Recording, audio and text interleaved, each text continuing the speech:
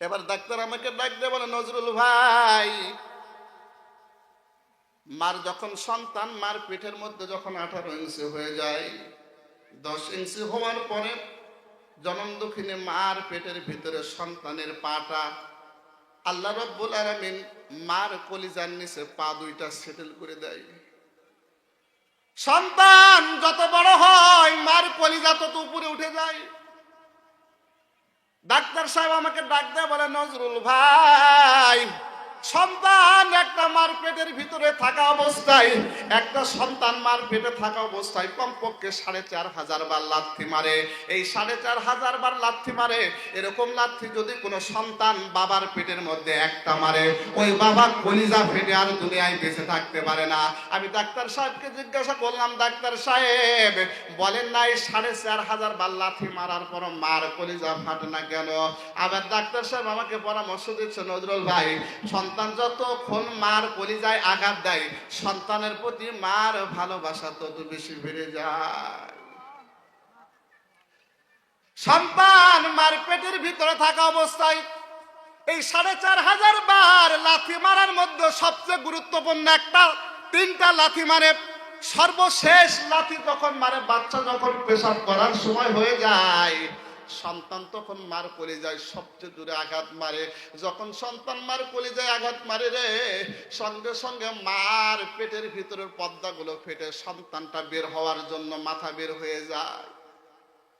জনম দুঃখিনী মা সঙ্গে সঙ্গে অজ্ঞান হয়ে যায়। এই সন্তান প্রসব হওয়ার পর, সন্তান দুনিয়াতে আসার পর সর্বপ্রথম ওয়া বলে একটা চিৎকার দেয়। এই ওয়া বলে যখন চিৎকার দেয় রে মুসলমান, ওই আওয়াজটা মার কানের ভিতরে দিয়ে ঢুকে মার কলিজায় পৌঁছে যায়। মার কলিজায় পৌঁছার পরে কলিজাটা যেটা ফেটে গিয়েছিল, সঙ্গে সঙ্গে আল্লাহ রব্বুল আলামিন আওয়াজের মাধ্যমে অ্যাডজাস্ট করে দেয়। জনম দুঃখিনী মা অ্যাডজাস্ট হওয়ার সঙ্গে সঙ্গে চেতন হয়ে যায়, জ্ঞানটা ফিরে আসে। আসার পরে সর্বপ্রথম মা কিন্তু সন্তানের খোঁজ নেয়, আমার সন্তান কোথায়? আহারে বন্ধু, তোমার মার পেটে যখন সন্তানটা, যখন তোমার স্ত্রীর পেটের মধ্যে আছে, একটাবার খেয়াল করে দেখবা, তোমার স্ত্রীর পেটে যে সন্তান যেভাবে থাকে, তোমার স্ত্রী যেমন কষ্ট পায়, 3 মাস পর থেকে খাবার নাই, দাবার নাই, বমি বমি ভাব হয়, খাইতে পারে না, সুন্দরভাবে বসতে পারে না, উঠতে পারে না, আছে না নাই? তোমার স্ত্রী যেমন কষ্ট পায়, তার চাইতে বেশি কষ্ট পেয়েছিল তোমার মা। আজকে তুমি এই স্ত্রীর কথা শুনে মা বাবাকে ভুলে গেছো, আছে না নাই? আমার বন্ধুগণ, স্বার্থবিহীন কোন মানুষ ভালোবাসবে না, কথা বলেন ঠিক কিনা? একমাত্র নিঃস্বার্থ ভাবে ভালোবাসবে আমার মা বাবা, কথা বলেন। ওরে স্বার্থ ছাড়া বন্ধু বান্ধব কাছে আসে না, ওরে বিনা স্বার্থে দুনিয়ার কেউ ভালোবাসে না।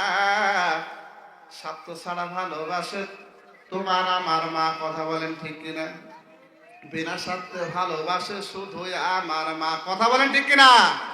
কাদা খড় কোটা দিয়ে মাটির মূর্তি গড়ে, লক্ষ কোটি মজুরি নাই মূর্তির কারিগরে, কথা বলেন ঠিক কিনা? কাদা খড় কোটা দিয়ে মাটির মূর্তি গড়ে, লক্ষ কোটি মজুরি নাই মূর্তির কারিগরে। মায়ের সুন্দর দেহ গড়াই দিল, মূল্য চাইল না, বিনা স্বার্থে গড়াই দিল, মূল্য চাইল না। স্বার্থ ছাড়া ভালোবাসে শুধুই আমার মা, কথা বলেন ঠিক কিনা? আমি নজরুল ইসলাম নুরানি মাহফিল করে রাত 1টার দিকে যখন বাড়ির দিকে ফিরে আসে, আসার পরে যখন দরজায় আমি নক দিই, সঙ্গে সঙ্গে আমার মা দরজা খুলে দেয়। আমি জনম দুঃখী মারে ডাক দে, বলি মা, এত রাত্রি হয়ে গেছে, 1টা বাজে, 2টা বাজে, ঘুমাও না? মা বলে, না রে না, যখন তুই ঘর থেকে বের হয়েছিস ওয়াজের জন্য, চাপাই গেছিস, ময়মনসিংহ গেছিস, আমি ঠিক তখন থেকে আল্লাহর কাছে দোয়া করতেছি, আল্লাহ আমার কলিজার ধন যেন সঠিকভাবে ফিরে আসতে পারে। আমি বললাম, আমার বউ সন্তান কোথায়? বলতেছে ঘরের ভিতর ঘুমাইতেছে। আমি চিন্তা করলাম, মার ভালোবাসার বোর ভালোবাসা একটু পার্থক্য করার জন্য আমি বোর দরজায় যে ঠোকা দিয়েছি, দরজা কিন্তু খোলে না। 1টা বার নয়, 2টা বার নয়, 10টা বার যখন ঠোকা দিয়েছে, দরজা খুলে চোখ ডুলতে ডুলতে বউ আমাকে বলতেছি, টাকা আজকে কয় টাকা দিছে গো? আমি চিন্তা করলাম, সর্বনাশ। আমি আমি চিন্তা করলাম ঠিক আছে, এবার সন্তানের দিকে দেখি। ঘুমায় আছে, আমি ডাক দিচ্ছি বারবার করে, উমর একটু উঠো না, তোমার আব্বা ঘরে আছে। এবার চোখ দলতে দলতে সন্তান আমার উঠা পকেটের দিকে হাত দেয়, বলে আব্বু আমার নামে কি কিছু আনছনি? আমি চিন্তা করলাম আহারে, আমার মা যখন দরজা খুলে দিল বলল, বাবা রে, যখন তুই ঘর থেকে বের হয়েছিস আমি আর কোনো কিছু খাই নাই, শুধুমাত্র আল্লাহর কাছে দোয়া করতেছি আমার সন্তান কখন ফিরে আসবে। আর আমি তাকায় দেখলাম বউ আর সন্তানের অবস্থা। টাকা কয় টাকা পাইছো? আবার অনেক সময় বউ বলে যে টাকা যদি 10,000 পাও তাহলে কিন্তু কালকে একটা 3 পিস কিনে দেওয়া লাগবে। মার ভালোবাসা বোর ভালোবাসা এক হবে? কথা বলেন, এক হবে? মার ভালোবাসা বোর ভালোবাসা কখনো এক হবে না। মার যদি একটা ল্যাংড়া সন্তান হয় দুনিয়ার সকলেই অপছন্দ করলো, মা কিন্তু অপছন্দ করতে পারবে না। মার যদি খোড়া সন্তান হয় দুনিয়ার সমস্ত ঘৃণা করতে লোক ঘৃণা করতে পারে, মা ঘৃণা করবে না। মার কাছে 2টা হোক 3টা হোক 4টা হোক সবগুলো মেয়ে হলো মা কখনো ঘৃণা করে না। কথা বলেন ঠিক কিনা? আমি নজরুল ইসলাম নুরানি ময়মনসিংহ থাকা অবস্থায় ময়মনসিংহ সদর হাসপাতালে গেলাম। হঠাৎ করে আমার বন্ধু আর আমরা দুইজনে, বন্ধুর একজন বন্ধু হাসপাতালে ছিল অসুস্থ অবস্থায়, দেখার জন্য গিয়েছে। দেখার জন্য যাওয়ার পরে ভালো করে খেয়াল করে দিলাম, পোড়া লোকগুলো একদিকে রাখা হয়, যারা সিজার করা হয় একদিকে রাখা হয়, শিশু বাচ্চাগুলো একদিকে রাখা হয়। একটাবার আমি ঘরের দিকে খেয়াল করলাম রে, একটা সন্তান শোয়ানো আছে, সন্তানের গায়ে বারবার একজন মহিলা চুমা খাচ্ছে, কিন্তু সন্তানের সারা শরীরটা পোড়া অবস্থা আর গোটা ঘর দুর্গন্ধে ভরে গেছে। আমি নজরুল ইসলাম ঘরের ভিতর যাইয়া ওই সন্তানের কাছে উপস্থিত হইয়া দেখলাম গোটা গাও পুড়ে গেছে আর দুর্গন্ধ। আমি বমি করা অবস্থায় আমি ঘর থেকে বেরিয়ে এসে বাইরে এসে জিজ্ঞাসা করলাম বন্ধুকে, বন্ধুরে এত দুর্গন্ধময় সন্তান ওখানে শুয়ে আছে, তারপরে একটা মহিলা বারবার চুমা খাচ্ছে, মহিলাটাকে? আমার বন্ধু ডাক দেয়া বললো, বন্ধু তুমি কি বুঝতে পারো নাই? তুমি অপরের সন্তানকে দেখে ঘৃণা করতে পারো, কিন্তু যেই মহিলাটা বারবার চুমা খাচ্ছে ওই মহিলা যেমন তেমন মহিলা নয়। যে পুরা সন্তানটা শুয়ে আছে ওই পুরা সন্তানের মা। জুড়ে বলেন না সুবহানাল্লাহ? আমি চিন্তা করলাম আহারে, মার নাকের ভিতর মনে হয় মনের ভিতরে কোন রকমের ঘৃণা রাখে না। দুনিয়ার সমস্ত মা সন্তানকে নিঃস্বার্থভাবে ভালোবাসে, স্বার্থর জন্য কিন্তু কেউ ভালোবাসে না। দেখবেন মা বাবা বেঁচে থাকতে ভাত পায় না, মরে গেলে 40 খাওয়ানোর জন্য লাফালাফি করে। আছে না নাই? আছে না নাই? তুমি জিন্দা থাকতে এক মুঠো ভাত, তুমি জিন্দা থাকতে এক মুঠো ভাত দাও না মা বাবার মুখে, মরলে খাওয়াও পাড়ার লোক দেখে। ও মনরে, মরলে খাওয়াও পাড়ার লোক দেখে। এই কথা কম বলে। তুমি জিন্দা থাকতে এক মুঠো ভাত, তুমি জিন্দা থাকতে এক মুঠো ভাত দাও না মা বাবার মুখে, মরলে খাওয়াও পাড়ার লোক দেখে। কাজটা হয় কিনা? দেখবেন জীবিত থাকতে মা বাবাকে ভাত খাবার দেয় না, দেখে পারে না। বড় বড় মাছ আনে, বউ শাশুড়ি নিয়ে একসাথে খায়, কিন্তু মায়ে পায় না, বাবায়ে পায় না। বাবা মা ভিক্ষা করে খায়, খেয়াল করে না। দেখবেন শ্বশুর শাশুড়ি যখন আসবে, বাজারের সবচেয়ে বড় বড় মাছ গাড়িতে আসে।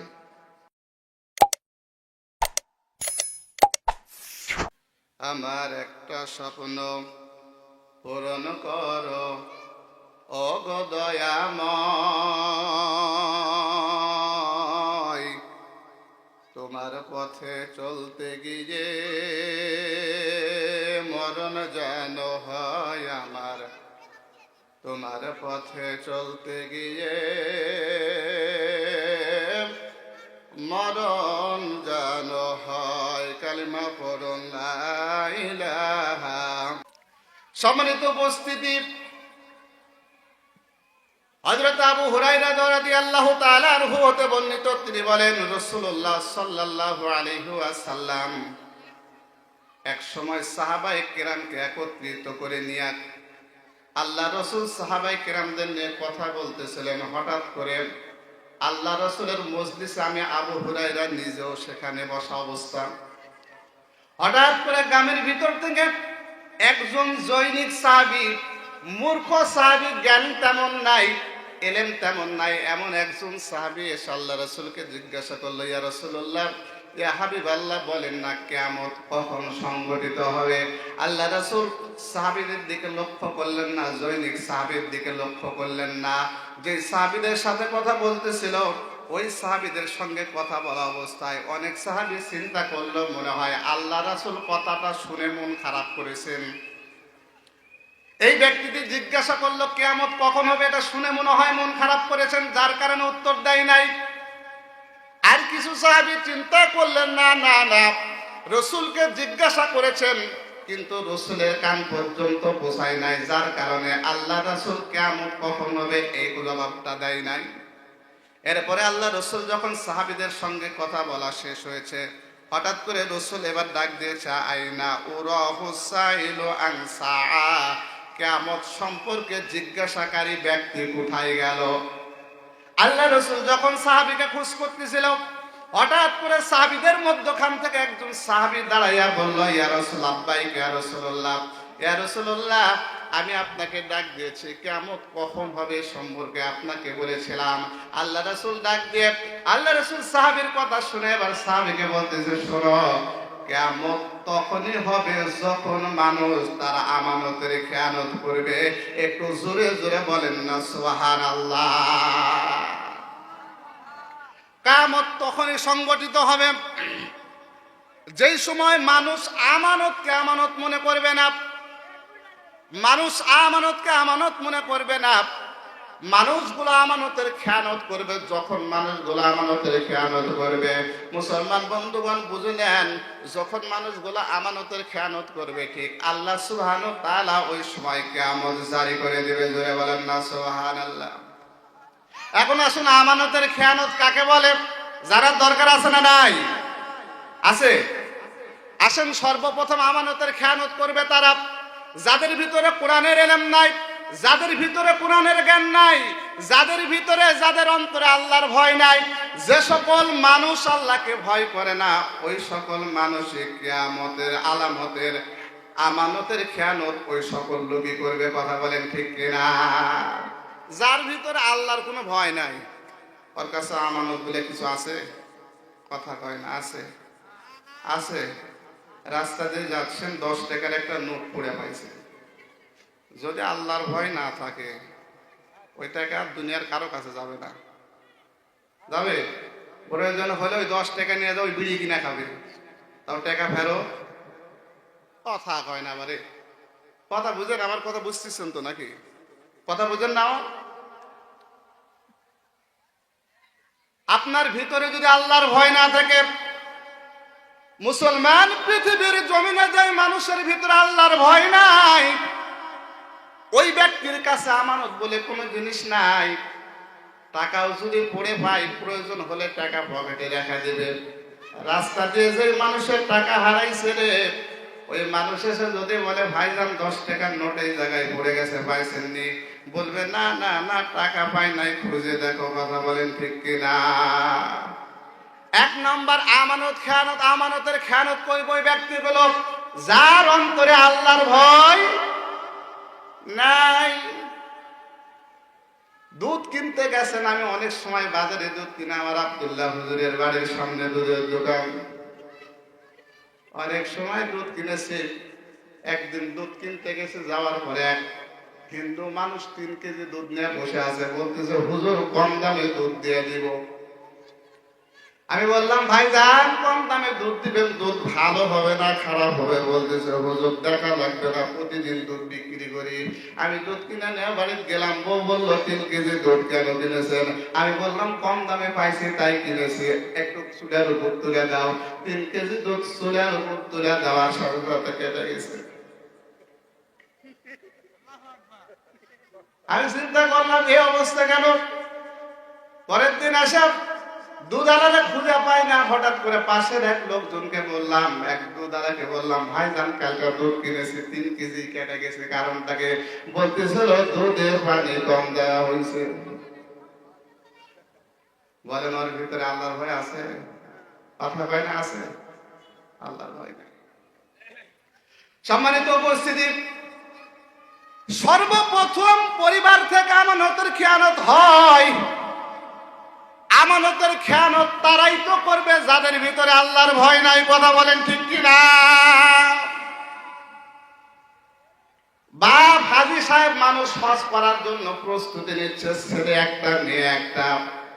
বাপের জমি 5 বিঘা, হিসাব মতে মেয়ে পাবে 2 বিঘা অথবা 2 বিঘার একটু কম, ছেলে পাবে 3 বিঘার বেশি। বাপ এবং 5 বিঘা জমি ছেলের নামে লেখা দেয়া মেয়ের কাছে যা মাথার উপর হাত দেয়া বলতেছে, মা রে চিন্তা করিস না, তোর ভাই গরিব মানুষ, তোর ভাই কিছু করে খেতে পারে না, 5 বিঘা জমি তোর ভাইয়ের নামে লিখে দিলাম, আর তোর জন্য দোয়া দিলাম। হজ করতে যাচ্ছি, বাঁচবো কি মরবো এই জন্য 5 বিঘা জমি লেখা দেয়া, তোর জন্য দোয়া দিয়ে আমি হজ করতে যাচ্ছি। মুসলমান বুঝে থাকলে বলেন না, যদি সারা জীবন মৃত্যুর আগ পর্যন্ত যদি এই লোক হজ করে, একটা হজ কি আল্লাহর দরবারে কবুল হবেনি? কথা বল, আছে না? না, আপনাদের এলাকায় না আছে, অনেক বাপ আছে দেখবেন বিলের ভিতরে 5 বিঘা জমি, ফসল হয় 3 বার।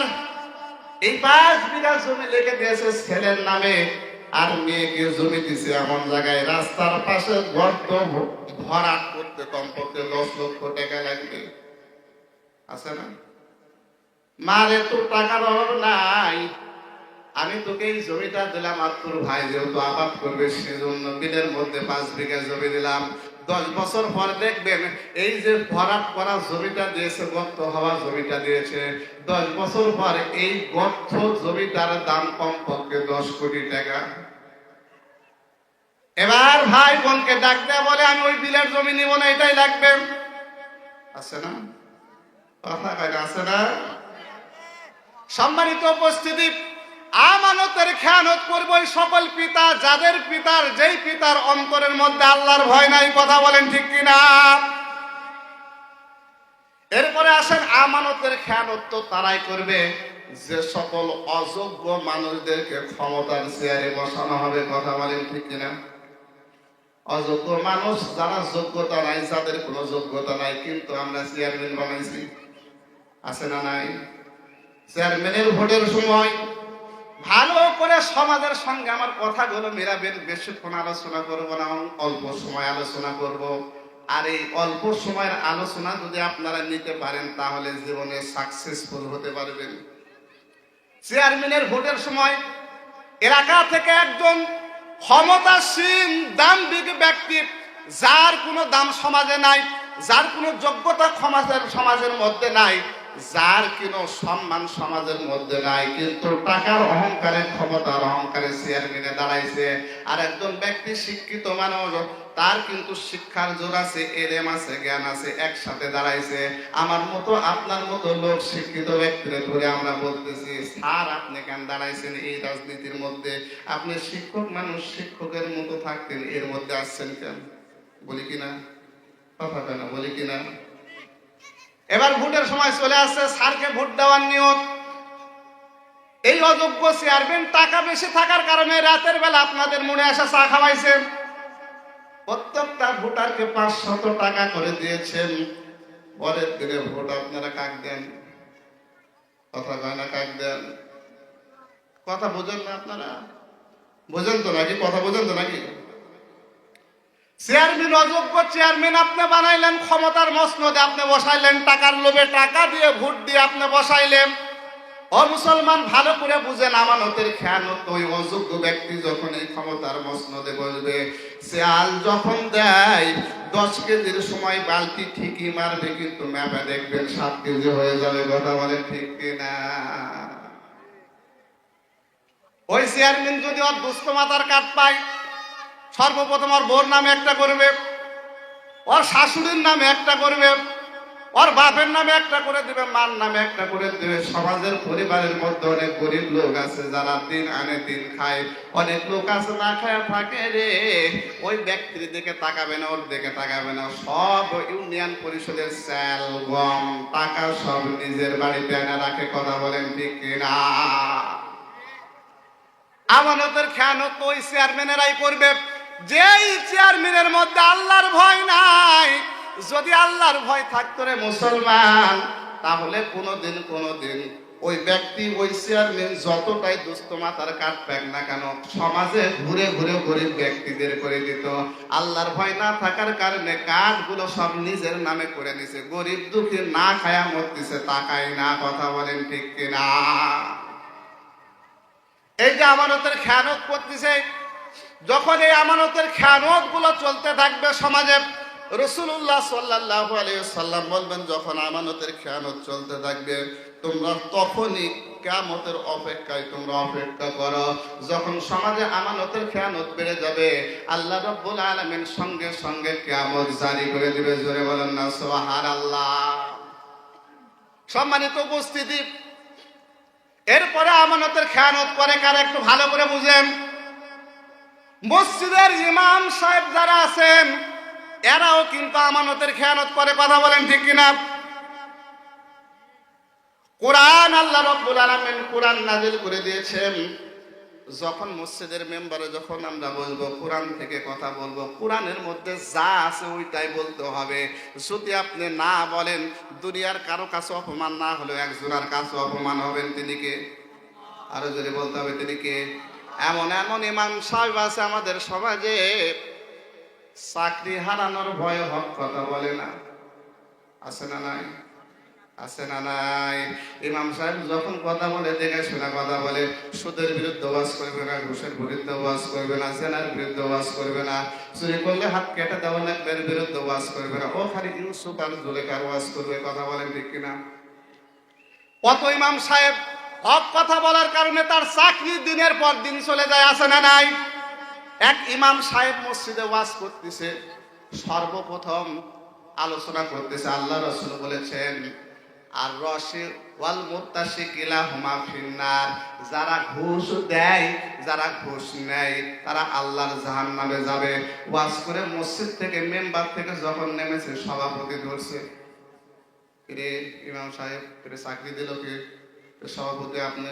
তা আমি যে সরকারি চাকরি করি আর তুই যে ঘুষের বিরুদ্ধে ওয়াজ করলি, কথা কয় না। তোর চাকরি দিলাম আমি আর তুই ঘুষের বিরুদ্ধে ওয়াজ করতেছ, তোর চাকরি কিন্তু আর একদিন এরকম হলে কিন্তু আর রাখবো। ইমাম সাহেব চিন্তা, যারা সুদের লেখালেখি করে, 4 নম্বরে যারা সুদের ব্যাপারে সাক্ষ্য দেয়, 4 প্রকারের লোক আল্লাহর জাহান্নামে যাবে। যখন সুদের সম্পর্কে আলোচনা শুরু করেছে, এইবার কেশিয়ার, এইবার সেক্রেটারি, ইমাম সাহেব যখন মেম্বার থেকে নামছে, সেক্রেটারি এবার ধরছে, ইমাম সাহেব আপনি কি জানেন না আমি সেক্রেটারি মসজিদে? তো আমি তো জানি আপনি সেক্রেটারি, তো আপনি যে সুদের বিরুদ্ধে বললেন, তো সুদের বিরুদ্ধে বলে সমস্যা কি? আরে বেটা আমি সুদ খাটাই, দুনিয়া তার লোক পাইলি না, খালি আমার ব্যাপারে বললি। সাবধান, এরপরে যেন সুদের বিরুদ্ধে না বলা হয়। এবার ইমাম সাহেব পরের জুমায় চিন্তা করলেন, ঘুষের বিরুদ্ধে বলেও আমার চাকরি থাকতেছে না, সুদের বিরুদ্ধে বলে চাকরি থাকতেছে না, এবার ঘুষ নাই সুদ নাই। পরের জমায় শুরু করেছেন যে পর্দা সম্পর্কে আলোচনা করতেছে। পর্দা যদি পর্দা না করা হয়, বউ বিটি যদি পর্দা না করা হয়, বউ বিটি যদি পর্দা না করে, তাহলে ইবাদত কবুল হবে না। স্বামী যতক্ষণ পর্যন্ত বউ বিবাহ করার পূর্বে মেয়ের পর্দার দায়িত্ব তার পিতার উপরে, বিবাহ করার পর তার স্বামীর উপরে। মেয়ে এবং স্ত্রী এবং মেয়ে যদি বিবাহের পর পর্দা না করে, যে যুবকের স্ত্রী পর্দা করবে না, ওই যুবকের ইবাদত আল্লাহর দরবারে কবুল করবে না। যে মানুষের মেয়ে পর্দা করবে না, ওই মানুষ আল্লাহর দরবারে তার ইবাদত কখনো কবুল হবে না। এরপরে ইমাম সাহেব বলা শুরু করেছেন, এই জন্য আপনারা পর্দা করাবেন। পর্দা করালেই মানুষ আপনার মেয়ে নিয়ে ভেগা নিয়ে পালায়া যাবে না। ওয়াজ করে মেম্বার থেকে নামার সাথে সাথে এবার কেশিয়ার ধরছে, আমার মেয়ে আর একজনের সাথে বেড়া চলে গেছে। এটা ইমাম সাহেব জানলো কিভাবে? কথা কয় না, বুঝলেন না? কেশিয়ার বলতেছিল, শোনো ইমাম সাহেব, আমি যে তোমারে চাকরি দিয়েছি, সভাপতি সেক্রেটারি কেউ তোমারে বেতন দেয় না? বেতন দিই কে? কেশিয়ার আমি বেতন দিই। আর আমার মেয়ে বের হয়ে চলে গেছে দুনিয়া, তার কোনো ওয়াজ পান নাই, আমার মেয়ে সম্পর্কে ওয়াজ করেছেন আপনার চাকরি থাকবে না। বলেন না এই চাকরি হারানোর ভয়ে যে ইমাম সাহেবগুলো আমানতের খেয়ানত করে, এই আমানতের খেয়ানত করার কারণে আজকে আমাদের সমাজের মানুষগুলো হুজুরেরা দুইটা বিয়া করলেই আমাদের সমাজের লোকজুরা বলে হুজুর কি রকম হুজুর, কথা বলেন। আল্লাহ রাব্বুল আলামিন কোরআন সূরা নিসা 4 নম্বর আয়াত আল্লাহ তাআলা বললেন, তোমার যদি সামর্থ্য থাকে, তোমার যদি ক্ষমতা থাকে, তোমার যদি যৌন ক্ষমতা থাকে, আর প্রত্যেকটা স্ত্রীর প্রতি যদি হক খাটাইতে পারো, তাহলে তুমি একটা, দুইটা, তিনটা, চারটা পর্যন্ত বিবাহ করতে পারবে। কথাকার কথা কয় না, কথাকার। কারণ আপনারা চিন্তা করতেছেন হুজুর এই ওয়াজ করে যদি আপনি যান, আর বাড়ির যদি আমি যাই, যা বউ যদি বলি যে হুজুর বললো যে দূরে করে বিয়ে করা লাগবে, তাহলে বউ বলবে কোন হুজুর ওয়াজ করলো রে, কথা কন, বলবে কি না? ক্ষমতা যদি আপনার থাকে তাহলে আপনি চারটা পর্যন্ত বিবাহ করতে পারবেন। কিন্তু আজকে আমরা আমাদের মসজিদের মেম্বার থেকে হক কথা না বলার কারণে ইমাম সাহেব হোক আর সাধারণ মানুষ হোক, দুইটা বিয়া করলে আমরা বলি যে হুজুর যদি দুটা বিয়া করে তাহলে সমাজ থাকবে কোথার থেকে, বলি কিনা, বলি কিনা? সম্মানিত উপস্থিতি, মসজিদের মেম্বার থেকে হক কথা না হওয়ার কারণে, না বলার কারণে আজকের সমাজে আমার মতো আপনার মতো মানুষদের গ্রহণযোগ্যতা কমে গেছে। কথা বলেন ঠিক কিনা? ইমাম সাহেবের কেউ দাম দেয় না, ইমাম সাহেবকে বলে ওটা তো আমারই মসজিদের ইমাম, দাম দেওয়া লাগবে। কথা বলেন, বলেন, কথা বলেন, বলে কিনা? নাই নাই নাই, সম্মান নাই, ইমাম সাহেবের আর সম্মান হয় না। সুতরাং মসজিদের মেম্বার থেকে যতক্ষণ না পর্যন্ত আমানত হিসাবে কোরআনের হক কথা না বলা হবে, যদি ইমাম সাহেবেরা হক কথা না বলে, তাহলে অতি শীঘ্রই জেনে নেবেন কিয়ামত অতি সন্নিকটে। কথা বলেন ঠিক কিনা? এরপরে আমানতের খেয়ানত করে কারা? অযোগ্যদের হাতে আমরা ক্ষমতা নষ্ট করি। যেমন বিশেষ করে খেয়াল করে দেখবেন অধিকাংশ মসজিদের সভাপতি, ক্যাশিয়ার, সেক্রেটারি অযোগ্য। কথা বলেন ঠিক কিনা? সূরা ফাতিহা বম মারলেও সূরা ফাতিহা মুখ থেকে বের হবে না, অথচ ইমাম সাহেবের ভুল ধরে বসে থাকে। আছে না নাই? আছে না নাই? অনেক অনেক সভাপতি আছে দেখবেন, সভাপতি সুদ খায়, ঘুষ খায়, কিছু বলা হয় না। অনেক সেক্রেটারি দেখবেন সুদ খায়, ঘুষ খায়, কিছু বলা হবে না। অনেক ক্যাশিয়ার আছে মেয়ে বের হয়ে যায়, তাও কিছু বলা হবে না। আর আমরা তাদেরকে ক্ষমতার মসনদে বসায় রাখছি, কারণ তার টাকা বেশি, এই জন্য আমরা তাদেরকে ক্ষমতার মসনদে বসায় রাখছি। কথা বলেন ঠিক কিনা? সভাপতি তো তাদেরকে বানাতে হবে, সভাপতি হবে তারাই। ইমাম সাহেব না থাকা অবস্থায় নামাজ পড়াতে পারবে যারা, সভাপতি হবে তারা। কথা বলেন ঠিক কিনা? কথা বলেন ঠিক কিনা? সেক্রেটারি হবে তারা, ইমাম সাহেবের অনুপস্থিতিতে যারা নামাজ পড়াতে পারবে যারা, তারা হবে সেক্রেটারি। কথা বলেন ঠিক কিনা? ক্যাশিয়ার তো হবে তারাই, ইমাম সাহেবের অনুপস্থিতিতে যারা নামাজ পড়াতে পারবে তারাই হবে ক্যাশিয়ার। কথা বলেন ঠিক কিনা? অথচ আমাদের সমাজের যারা সভাপতি, মসজিদের সভাপতি, সেক্রেটারি, ক্যাশিয়ার, তাকায় দেখেন কি অবস্থা। দেখেন না? কথা মিলে যাচ্ছে আপনাদের সমাজের সাথে, মিলে যায় না? মিলে কিনা? কথা বলেন। সম্মানিত উপস্থিতি, আমানতের খেয়ানত এটা। আল্লাহ রাসূল বলেন, সাহাবীদের বলতেছে শুনো, কিয়ামত হবে তখন, আমানতের খেয়ানত সমাজে হবে যখন। সুতরাং কিয়ামতের আলামতের প্রথম নাম্বার আলামত হলো যারা আমানতের খেয়ানত করবে। এই আমানতের খেয়ানত যদি হয় তাহলে কিয়ামত অতি সন্নিকটে। আল্লাহ রাসূল দ্বিতীয় আলামত বলতেছে, দ্বিতীয় আলামত সম্পর্কে আল্লাহ রাসূল সাহাবীদের বলতেছে, দ্বিতীয় আলামত, কিয়ামতের আলামত হলো দাসীর পেটে মনিবের জন্ম হবে। কার পেটে? দাসীর পেটে মনিবের জন্ম হবে। কথার মর্ম হলো দুইটা। এক নম্বর মর্ম হলো দুইটাই সহিহ বিশুদ্ধ। এক নম্বর হলো দাসীর পেটে মনিবের জন্ম হলো, এর মর্মার্থ হলো ক্ষমতায় আহরণ করবে কিছু লোক, নিকৃষ্ট লোক। যে লোকগুলো নিকৃষ্ট, সমাজে সালাম পায় না, আমরা দেখলে সালাম আলাইকুম বলি, চলে গেলেই বলি শালা যে খারাপের খারাপ, বলি কিনা? দুইটা মর্মার্থ দাসীর পেটে মনিবের জন্ম। প্রথম নম্বর মর্মার্থ হলো সমাজের নিকৃষ্ট ব্যক্তিরা ক্ষমতার মসনদে বসবে। আসুন, সমাজের নিকৃষ্ট ব্যক্তি কারা জানার দরকার আছে না নাই? আল্লাহ রাব্বুল আলামিন বলেন, ওয়ালাকাদ যারানা লিজাহান্নামা কাসীরাম মিনাল জিন্নি ওয়াল ইনস লাহুম কুলুবুল লা ইয়াফকাহুনা বিহা ওয়া লাহুম আ'য়ুনুল লা ইউবসিরুনা বিহা ওয়া লাহুম আযানুল লা ইয়াসমাউনা বিহা উলাইকা কাল আনআমি বাল হুম আদাল উলাইকা হুমুল গাফিলুন। আল্লাহু আকবার বলেন না। আল্লাহ বললেন সমাজের নিকৃষ্ট ব্যক্তি হলো তারা। আল্লাহ বললেন ওই সমস্ত মানুষ এবং জিনকে আমি আল্লাহ রব্বুল আলামিন জাহান্নামের জন্য তৈরি করলাম। আমরা জিজ্ঞাসা করলাম আল্লাহর কোরআনকে, কোন লোকগুলোকে আল্লাহ তাআলা জাহান্নামের জন্য তৈরি করলো? আল্লাহ রব্বুল আলামিনের কোরআন ঘোষণা করলেন লাহুম কুলুবুল লা ইয়াফকাহুনা বিহা, যে সকল মানুষদের অন্তর আছে, দিল আছে, কিন্তু ভালো কিছু বোঝাবার চেষ্টা করলে ভালো কিছু বুঝে না। আছে না নাই? কথা বলেন আছে না নাই? আল্লাহ বললেন লাহুম কুলুবুল লা ইয়াফকাহুনা বিহা, ওই সকল ব্যক্তির দিল আছে, অন্তর আছে, ভালো কিছু বুঝালে বুঝবে কিন্তু বুঝে না, খাটামো করে। আছে না নাই? মসজিদে যখন নামাজ পড়ানোর জন্য যা হয়, ইমাম সাহেব যখন যায়, মুয়াজ্জিন সাহেব যখন আযান দেয়, হাইয়া আলাস সালাহ হাইয়া আলাল ফালাহ আস-সালাতু খায়রুম মিনান নাওম। জোরে বলেন আল্লাহু আকবার। মসজিদের মিনার থেকে আযান আসে, মুয়াজ্জিন ডাকে সম্মান কল্যাণের জন্য আসো, মঙ্গলের জন্য আসো। ঘুম থেকে নামাজ উত্তম, বলে কিনা? বলে কিনা? 5 ওয়াক্ত নামাজ পড়ার সময়, পড়ার আগে মুয়াজ্জিন যখন ডাক দেয়, আমরা একজনও কিন্তু কান দেয়া শুনি না, শুনি কিন্তু নামাজ পড়তে যায় না। আছে না নাই? অনেক সময় ইমাম সাহেব মসজিদে যখন যায়, সামনে মানুষগুলো দেখতে পাইলে বলে ভাই চলো না নামাজের জন্য, চলো নামাজ পড়লে নামাজ বেহেশতের চাবি। অনেক অনেক খ্যাটা লোক আছে, ওরা আবার দাঁড়ায় বলে হুজুর আপনার নামাজ আপনি পড়েন, আমার দিকে খেয়াল নাই, আপনার কবরে আপনি যাবেন, আমার কবরে। আছে না? কথা কয় না? আছে কিনা?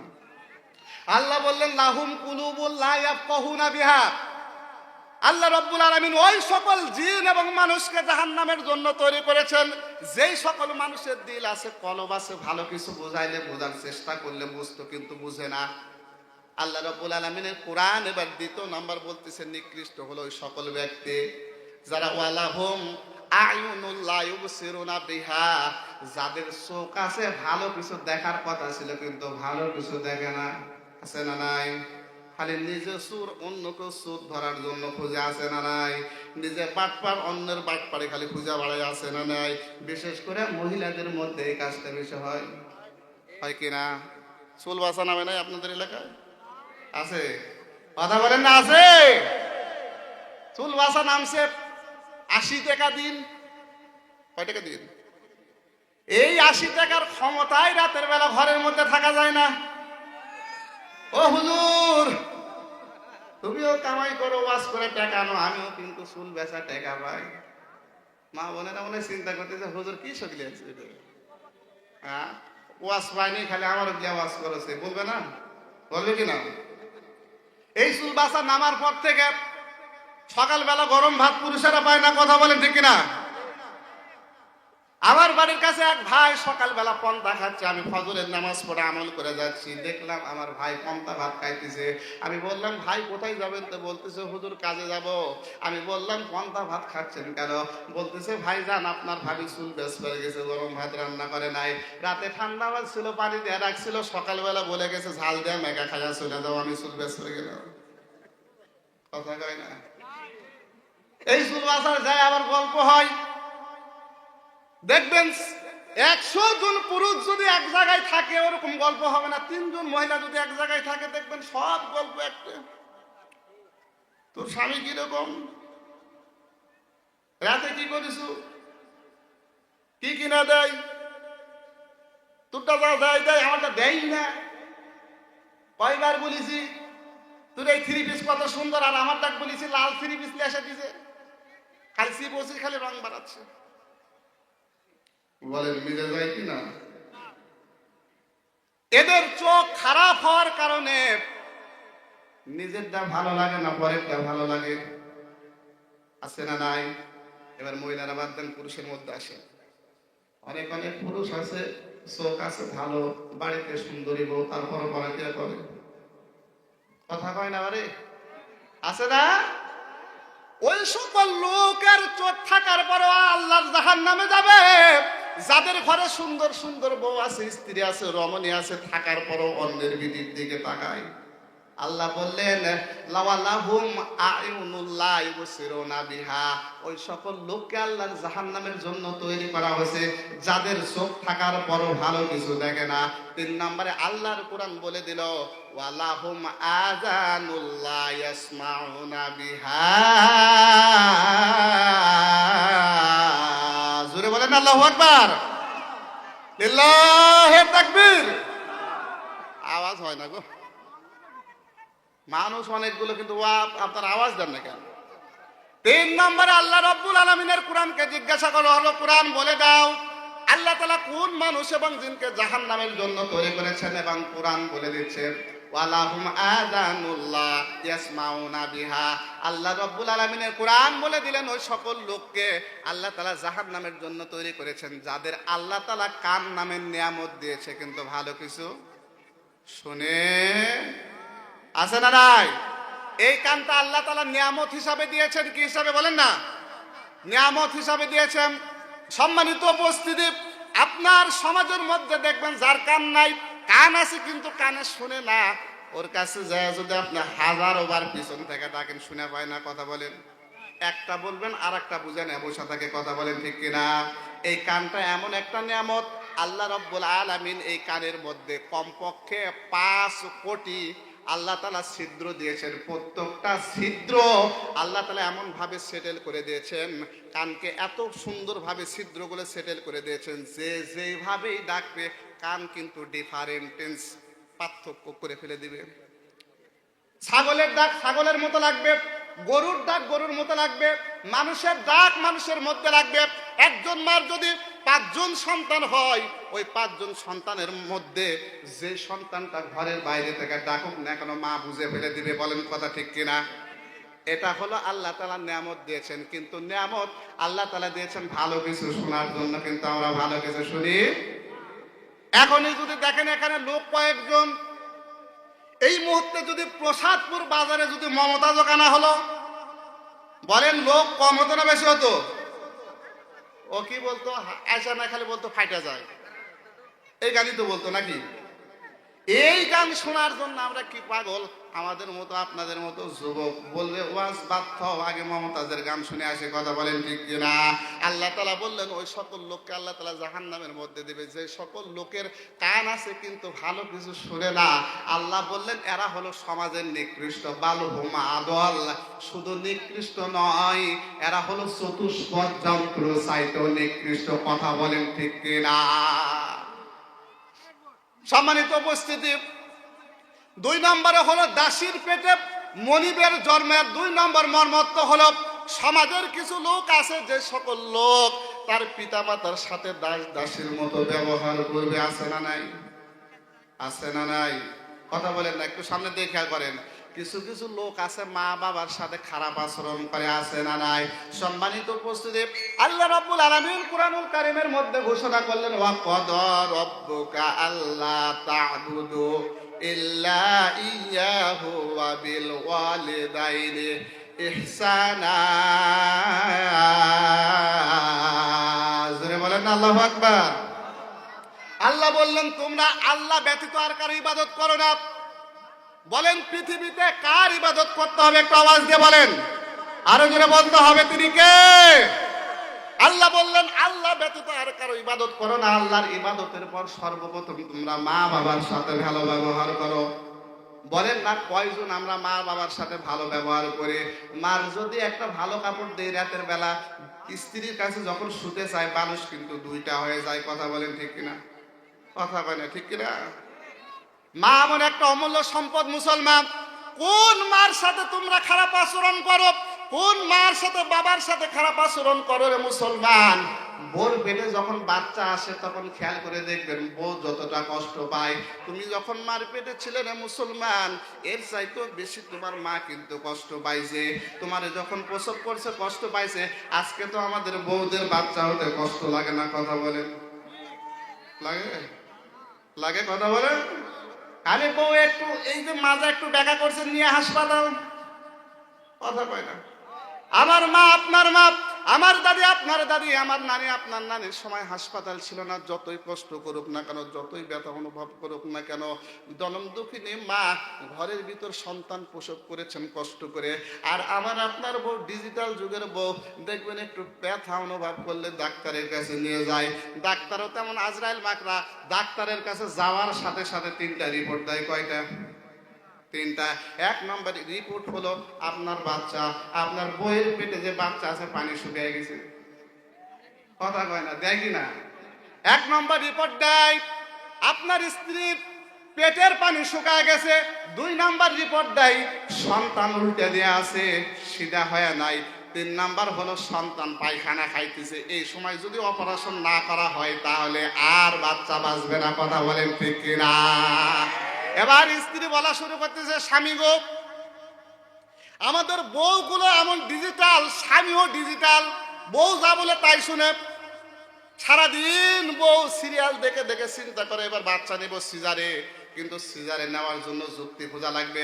বাচ্চা যখন পেটে 3 মাস হয়ে যায়, এবার স্বামীরে বলতেছে, স্বামী আমাকে নিয়ে একটু হাসপাতালে যাও।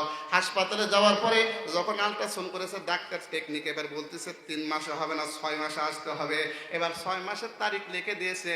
6 মাস হওয়ার একদিন আগে থেকে স্ত্রী এবার স্বামীরে বারবার বলতেছে যে কালকে কিন্তু যাওয়া লাগবে ডাক্তারের কাছে, মনে আছে?